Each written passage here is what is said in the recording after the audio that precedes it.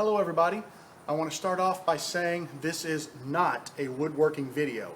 That's my disclaimer. If you came here looking for a woodworking video, please click off of this video and click on one of my many other videos that are about woodworking. Please don't watch this video expecting woodworking and at the end give me a thumbs down and a nasty comment that, hey, what is this crap, I came here for woodworking. I'm warning you up front. Take a couple seconds, click off, and find a cool woodworking video. Now, those of you who elected to stick around and see what the heck is this video all about, well, I apologize for my appearance. It is the end of a very long Saturday, and I had a very long list of odd jobs to do.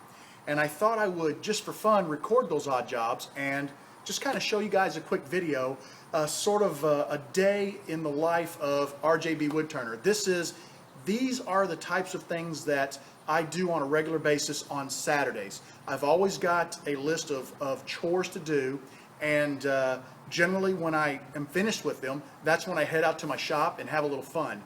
Today's list of chores took a little longer than usual, so I don't know if I'll make it to the shop tonight, but I do have some videos that I'm editing that will be woodworking videos that will be coming out very soon. So, let me know what you think about this video. I did it strictly for fun and entertainment, and I hope you guys find it enjoyable.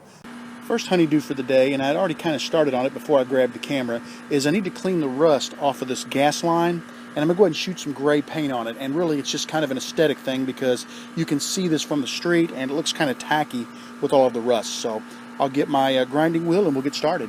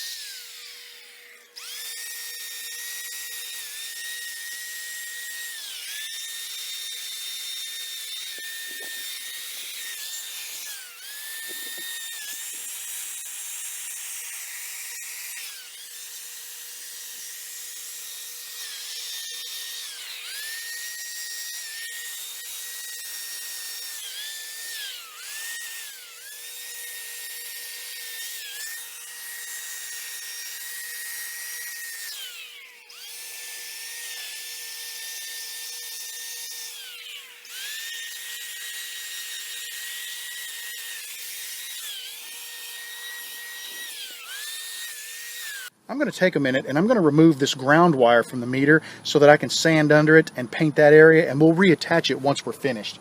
These are really simple to take off. Just loosen up the screw. We'll loosen up the other side a tiny bit. And it should, yep, a little bit more. There we go. Come right loose. I'm going to go ahead and remove the wire so that I can slide it forward. And we're going to lay this aside. Now, one thing I want to point out, let me take it to the other side of the meter. Notice this wire right here that goes into the ground. It's another ground. It was never connected. I've purchased another one of these, and once we get done painting the meter, we're going to go ahead and ground this wire so that it's properly grounded as well. I've got the rust off of the pipe, and I've gone ahead and wiped it down with a rag to just take any loose particles off. I purchased a Rust-Oleum gray that's the closest color I could find to the rest of the meter. This paint is designed for metal, it's for outdoor use, and it's supposed to inhibit rust. Before I do anything else, I need to go ahead and tape off the house with some cardboard. I don't want to get paint all over my house. And then on the front of the meter where they take their readings at, I need to make sure that's covered so no paint gets on there. So I'm gonna turn the camera off for a little bit, and I'm gonna get this taped up and ready to go, and then I'll come back and apply the paint. I'm ready to start spraying some paint. My primary objective is just to keep the paint away from the house. So I've got lots of cardboard here.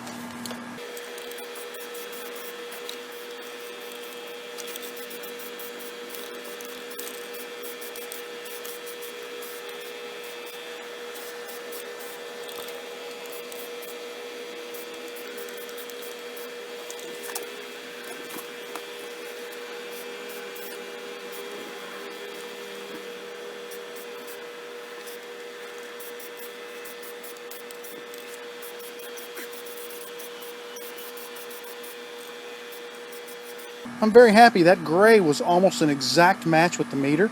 I think it looks really nice. I'm going to let it sit for a while and dry, and then I think I'll come back and see if it needs a second coat anywhere.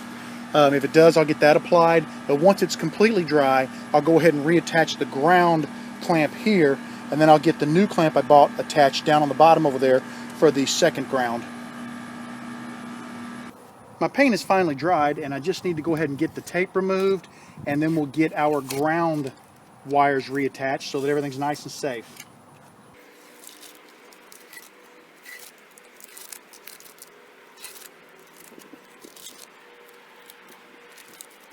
When I reattach this coupler for the ground, it has little teeth that will cut into the pipe, so it should cut right through the paint and get a good connection with that pipe so that I get a nice ground. So let's go ahead and get this attached.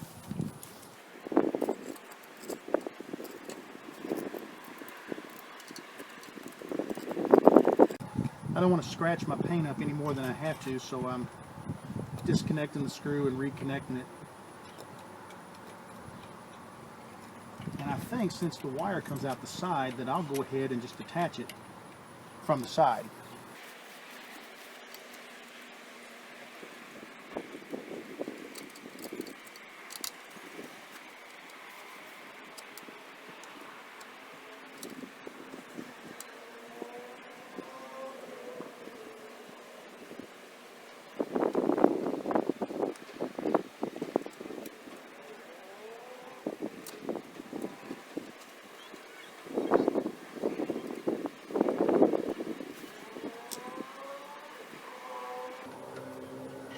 And we want to make sure to tighten the screw down for the wire so that we've got a good connection there.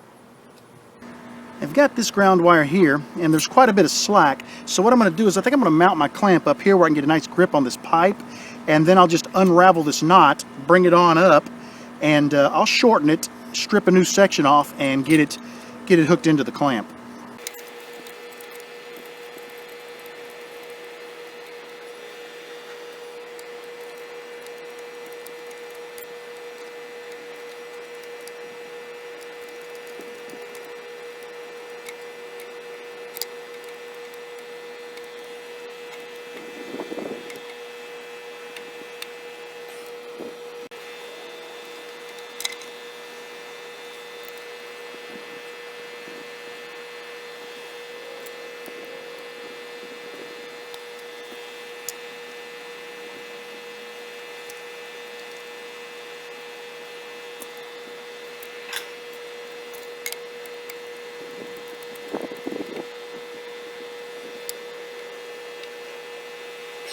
There's our finished meter.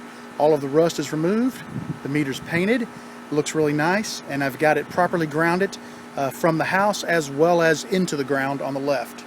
I purchased this bear from a local chainsaw carver for my wife. She loves bears, and as you can see, they carve the wood when it's relatively green. It's easier to carve, so sometimes the wood will split as it dries. I went ahead and bought some black matte finish spray paint, and what I want to do is, so that the cracks don't show as bad, I'm going to go ahead and spray paint them and just clean them up a little bit.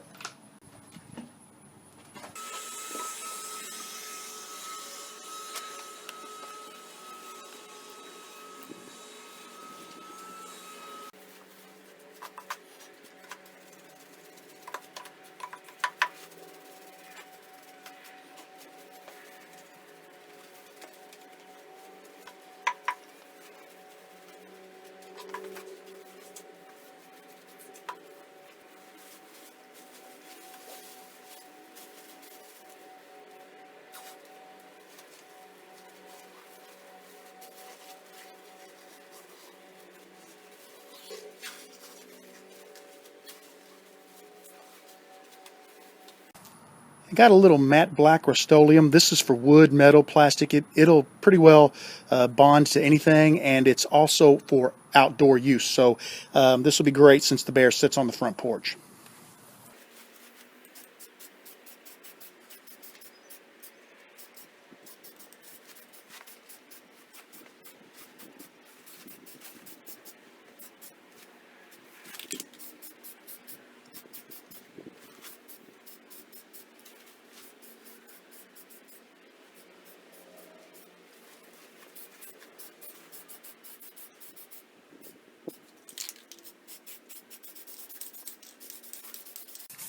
What I want to do now, I've got the cracks all sprayed and filled.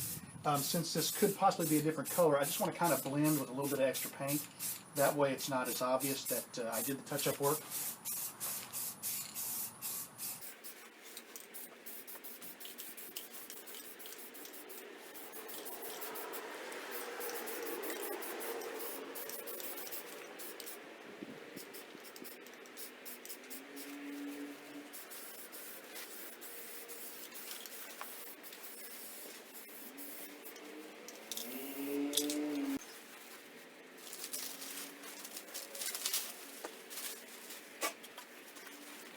I'm really happy with how the touch-up paint worked. Blending it, I think, did a nice job. The cracks are still there, obviously. You're never going to get rid of those, but they are way less noticeable since I shot the paint in them. I'm very, very happy with how this has turned out.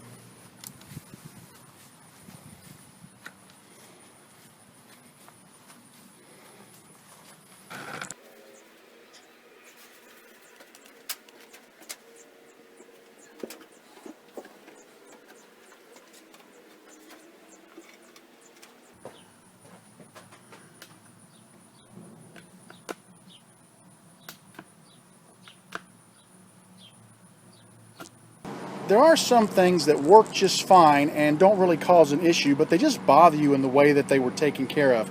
Like the installation of my cable television and my internet. I just can't believe how poorly that was installed. It just looks tacky. I'm going to disconnect that from the wall and go ahead and run it and straighten it out.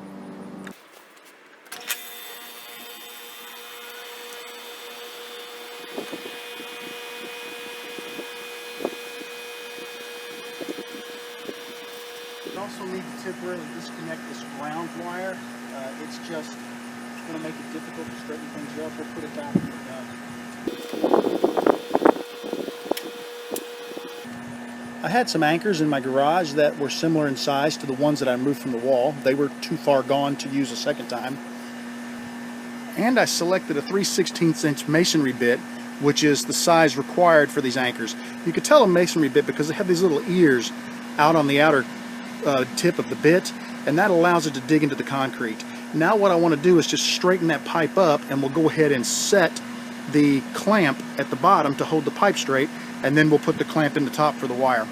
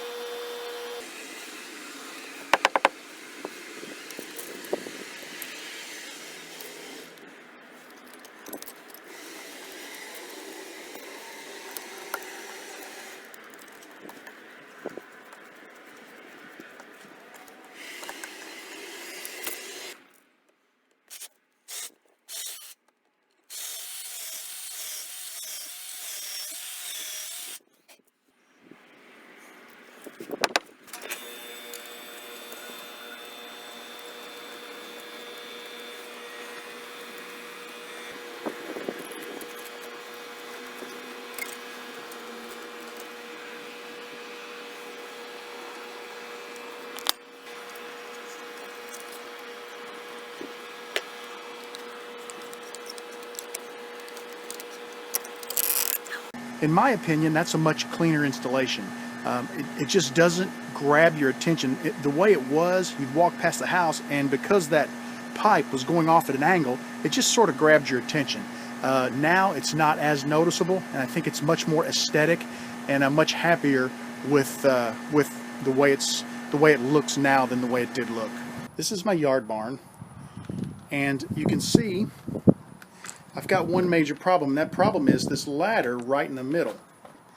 What I need to do today is take this ladder and we're going to hang it from the ceiling. I'm going to take a quick measurement of just how wide the ladder is, and it's about 13.5 inches. So I probably will put my hooks about 12 inches apart up here in the rafters. I'm going to get this out of my way, and then the two hooks are going to go back here on this back rafter, and then we'll put a third hook up front, which will just hold the whole thing up in the air. So let's get the ladder out of here.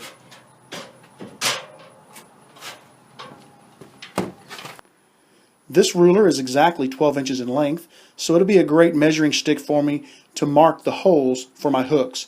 I'm just going to hold it up in the rafters, get it to where I feel like it's level, and then I'll shoot a hole at either end of it.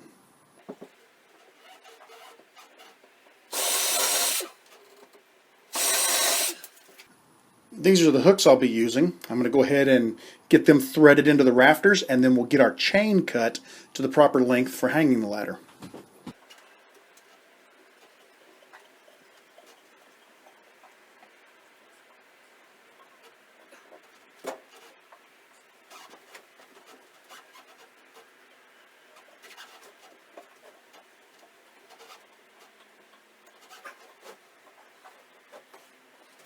I took a quick measurement, and this looks like about the proper length of chain in order to be able to hold the end of the ladder up. So I'm going to cut actually three pieces at this length. I'm gripping it with a pair of pliers, and then I'm just using a Dremel tool to cut the chain length.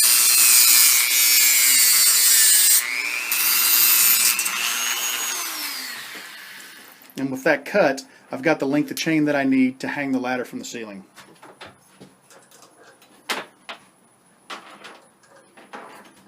Now we'll bring the ladder in, and we'll go ahead and loop the chain around it on this end so it's held up, and that'll help me measure exactly where I want to attach the ladder on the opposite end of the shed.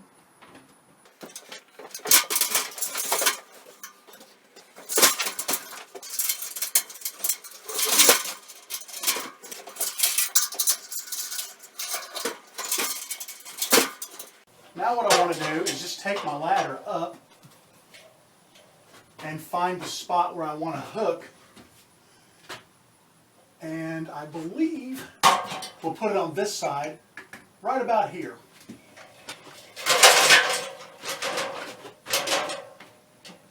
I want to get it up higher so I got a little meat under it, that way the weight of the ladder isn't a factor.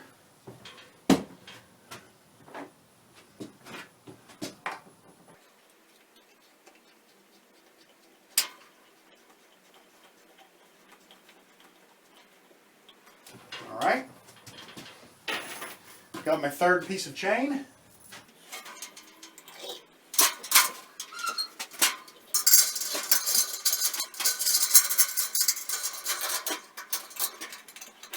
And that pretty well does it. The ladder's hung down the center of the shed. I do have some room to go up maybe 3 inches, but as you can see, I'm 5'10", I'm not very tall. My head's not bumping it, so it's 100% out of the way, and I'm happy with this. Plus, not having to adjust it all the way up means that I won't have to install it and then go back and adjust the chains. I can just put it on the first hook and go with it. So I'm very happy with this. Now my kids have to put their bikes in the bike rack. When I first moved to Indiana back in 1989, this was the license plate that was on my car, and this was on the front of the car. Since then, I've transferred to Indiana plates, and I sold that car. These license plates have been with me ever since. They've hung in every garage I've had. I've decided to hang them out here in my yard barn, and they need to get hung real quick before they get knocked down and get broken or shoveled, lost, thrown away, whatever. So I'm going to take a couple minutes, and I'm going to get these hung up in the rafters above the door.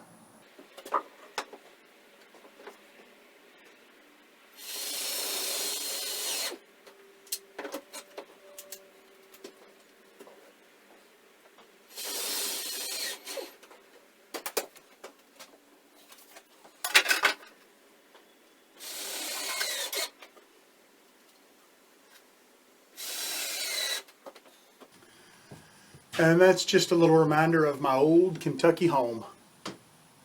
I'm now much happier with my shed. The bikes are all in the rack. The ladder's way up out of the way. Everything is neat and organized. My kids can get their bikes to and from the racks, which they're expected to put them back when they're done. And now it's extremely easy, so there are no excuses. Behind the gas meter, where the gas line goes into the house, there's a pipe that's larger than the pipe entering the house, and that's a good place for insects to get into the house. As well as behind the air conditioner, we've got a line going into the house, and it's a nice open pipe that could allow any type of an insect or varmint to get into the house. We need to close those up. I also have a pipe over here where the ground is coming out for the cable and the internet, and there's where the cable and the internet enter the ground right there. Those pipes are open, which means water can get into them and go down into the ground, and it can fill those pipes up and degrade the wiring. So we're going to go ahead and seal the tops of those pipes so that no water can get in. All I'm trying to do is just build this up. I don't really want to do it all at once, because I think if I do, it's just going to basically fall out. So I'm going to put a little bit in there, and I'm going to let it dry, and then I'll come back and just continue to add a little more until I get a nice fill. I need to be especially careful with these pipes, because anything I put in there is just going to basically fall to the bottom. So I'm going to try to slowly build around the outside edges.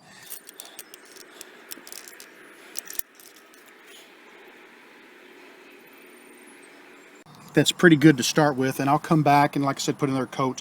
The idea is just to keep moisture out of there, and basically if I ever need to remove that, I can just take a knife and just cut it right out. I kept forgetting to turn my camera on, but as you can see, I went ahead and filled the pipe where the cable goes in, and you can see some gaps, but like I said, I'm really just interested in getting a good base layer, and then I'll come back and add to it to finally get it full. Put too much and it's just going to fall down in the pipe, and you're just going to waste your time and your caulk. The caulk's been drying for a while, and I think I'm ready for a second coat. So we're going to go ahead and spread some more.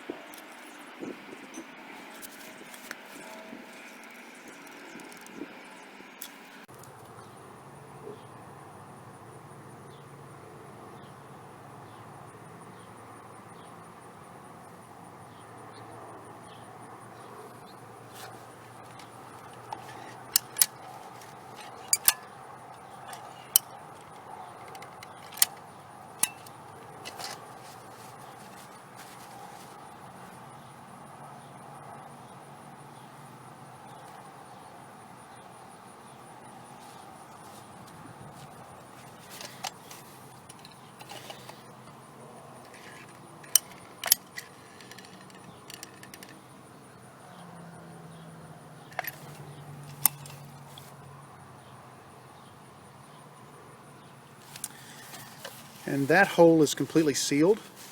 We'll let that dry. Let's go take a look at the air conditioner. This was a much larger hole, so it's probably going to take several more coats. I'm going to try to get the majority of it filled.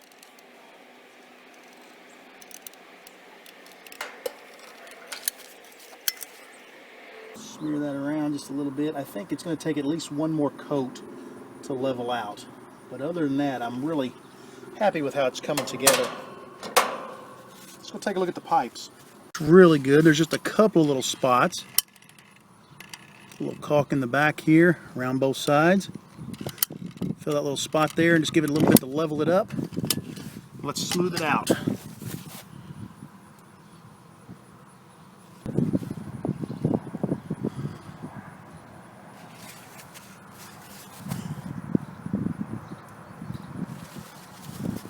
think that looks pretty darn good. Let's jump to the other one. This one's not bad at all. Just a little bit around the sides and the back. I think we'll finish this one up.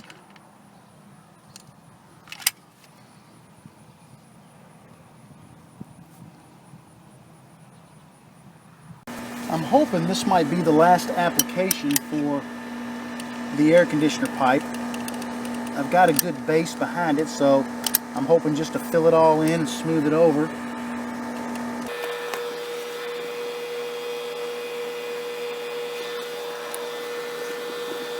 And check the bottom of it. Yeah, there's still a gap on the bottom, so I'm going to take care of that real quick.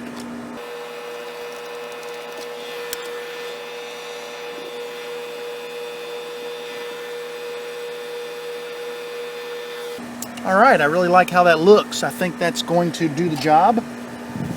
All three of the holes, the two pipes and the two holes in the wall, are now closed up. That is a flexible caulk. If I ever have to remove that, I should be able to take a razor knife, cut it, and pull it right out. Upstairs in the bonus room, my kids cannot pick up the Wi-Fi, so their phones and the game system up there does not work. So what we've been having to do is run a cable down the hallway and run it up the steps and plug it into this Wi-Fi router. So what I'm going to do is we're just going to set this router out in the garage up on top of the refrigerator for now. We've already tested by temporarily running the cable and it works great. But what we're going to do now is we need to go ahead and run the wire, hardwire, to this router. So we're going to run from the garage back under the house, and then we'll come up in the closet where the main switch is and get this hardwire attached to the main switch so that we'll be able to pick up router really well in the garage and upstairs in the bonus room.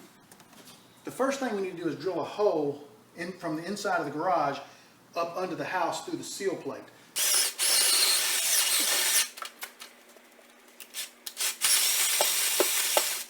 Okay, we're through.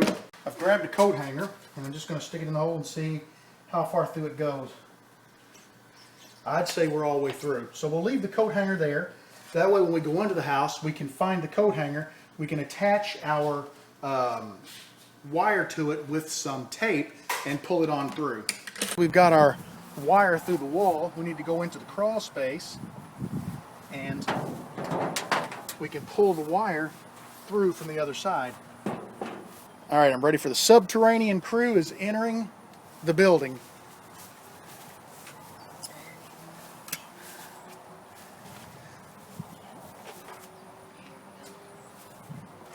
These guys are going to go into the house and they're going to attach the cable to the hanger we have running through the wall. Kids, do not try this at home. Braden, here's the cable. Oh, yeah, here we go. Let me know when you find the hanger. Have you found the hanger? You did? Do you need a flashlight?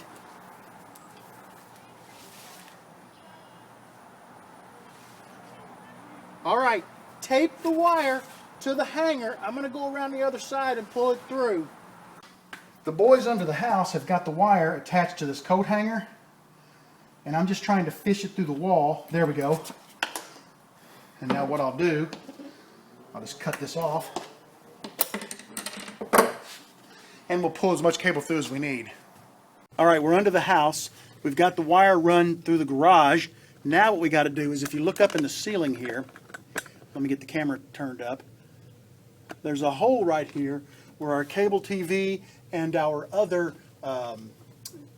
unshielded twisted pair go up into a hole in the wall behind the closet. So we're going to go ahead and get the cable stretched across the beams of the basement and get it attached to these beams, and then we'll feed all the excess up into this hole and we'll go up top and pull it through to the switch, and we'll get it attached to the switch.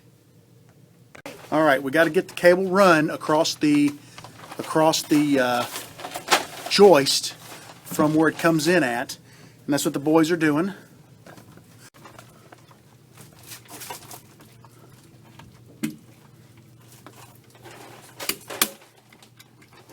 We're just going to run it along the beam so that it's up out of the way.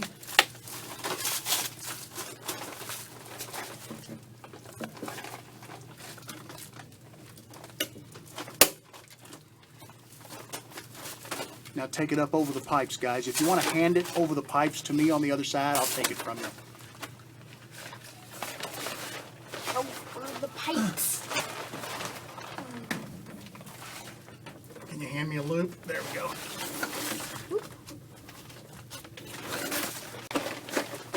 All right, we've got the pipe run up and over the vents.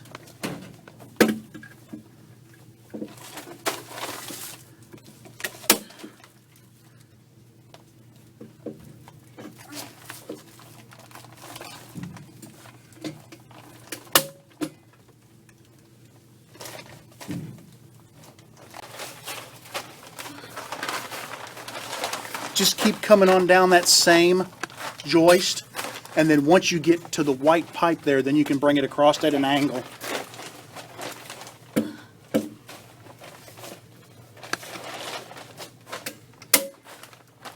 Now start coming across at an angle, and you can attach right to the bottom of the joist. Right here. Right here, Dad? Go right across the bottom of the joist.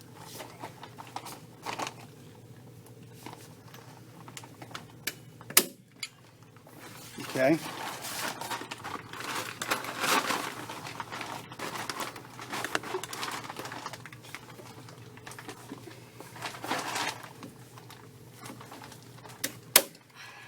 Okay, all right, now what we're going to do, guys, is we need to get this cable up into the floor, so you're just going to feed the cable up. So find the end. We got a lot of extra cable here, but that's okay. We'll cut that off later. Let's find the end. All right, I want you to feed it up, and I want you to feed it this way, so keep pushing the cable that way, okay? Okay. Let's get it started. All right. I just need you to feed all that cable up in there. Okay. You want to do it? Sure. Just keep feeding. Here, come on over this side. Just keep feeding it up in there.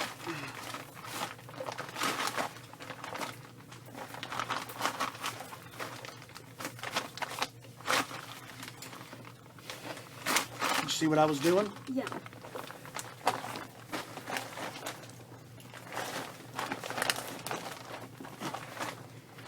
Is it going okay? Yeah. Cable going in? Okay, just keep feeding her. That's a lot of cable, but that's okay. We'll be able to hook that with a coat hanger and pull it through the wall, no problem. And then we'll cut the cable off to the desired length whenever we're up top.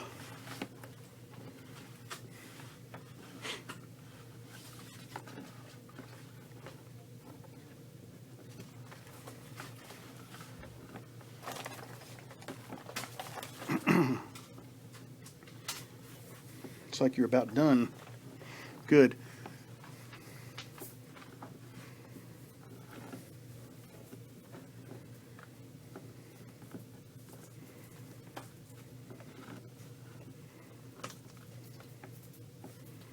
All right, we're ready to go up top. Right there.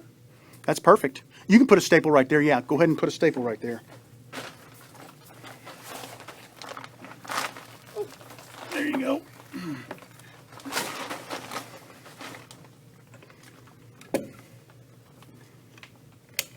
All right, gather up our tools and we'll work our way out of here. Guys, come on out.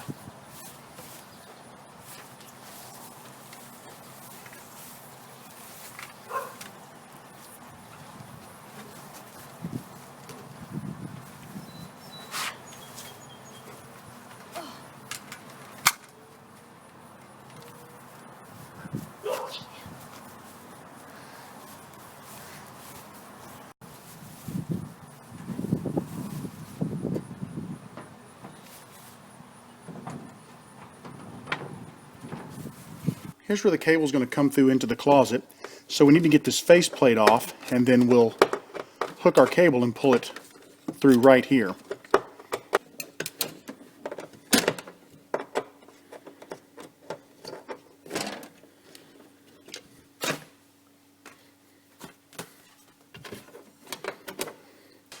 To hook the cable, I've got a really long coat hanger. We're just going to fish it through the wall and grab the cable and pull it up. I'm going to have to turn the camera off for this part because you can't really see into the wall, and I need to get much closer to the hole in the wall so that I can shine a light in there, find the cable, and grab it. I'll come back once I've got it pulled through the wall. I've got the wire fished through the wall, and now what I want to do is just fish it through my faceplate. And then we'll get the faceplate reattached to the wall.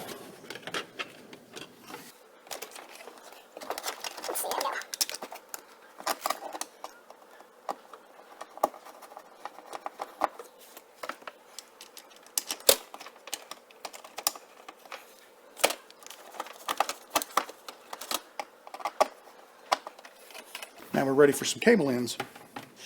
First you take the cable and you want to strip back a little bit of the casing.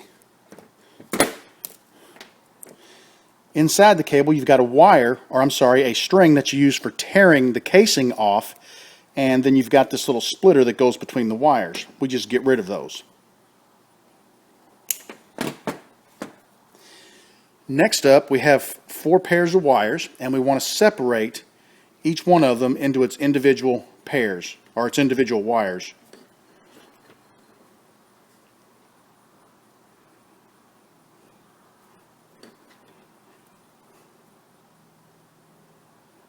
This is kind of the worst part because it takes the longest.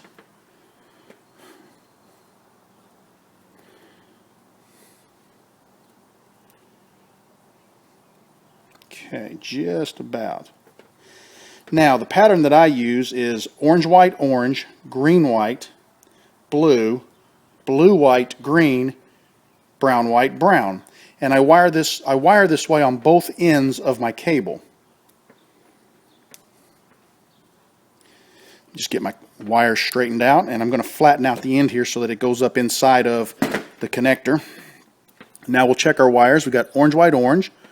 Let's pull them apart a little bit here, make sure everything lines up. We have got orange, white, orange, green, white, blue, blue, white, green, brown, white, brown. Let's separate that green a little bit. Make sure everything is running nice and straight so it goes up into the clip properly. Now what we want to do is cut off our excess cable. And I kind of guesstimate about 1/2 inch is about right. We trim that off. I'm holding the cable tight so that the wires don't separate, and I'm going to slide the clip on. As it goes up in there, orange, white, orange, green, white, blue, blue, white, green, brown, white, brown. I feel pretty confident that I've got it. I'm going to grab the cable. You can see how the blue casing has gone up into the clip. It needs to go up into the clip. You don't want to have wires out behind the clip. That's a nice fit. And when I look at the tip, I can see the copper. It's probably hard for you to see, but I can see the copper touching the tip of the clip. I take my crimpers. These are special crimpers just for these cables. Crimp it one time, and we have got a cable end on our cable. Now we're ready to get the modem plugged in.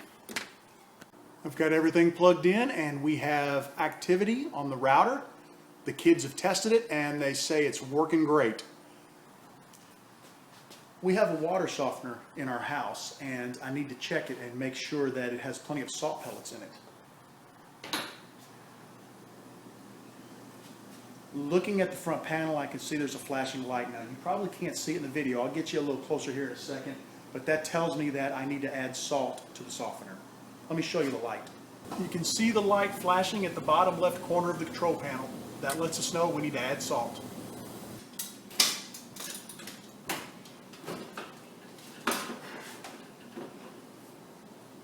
Oh yeah, we're way low on salt. I think I'm going to end up adding both bags.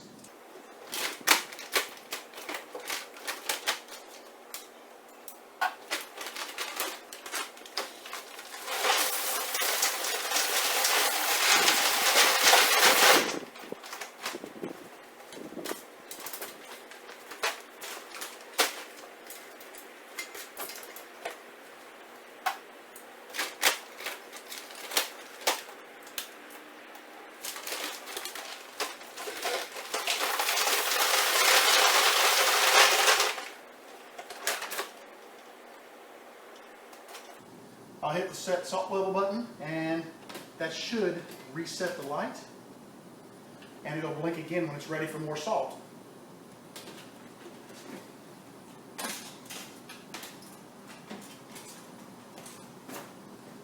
Thank you for watching. I want you to know that you are always welcome in my shop. Come back and see me real soon.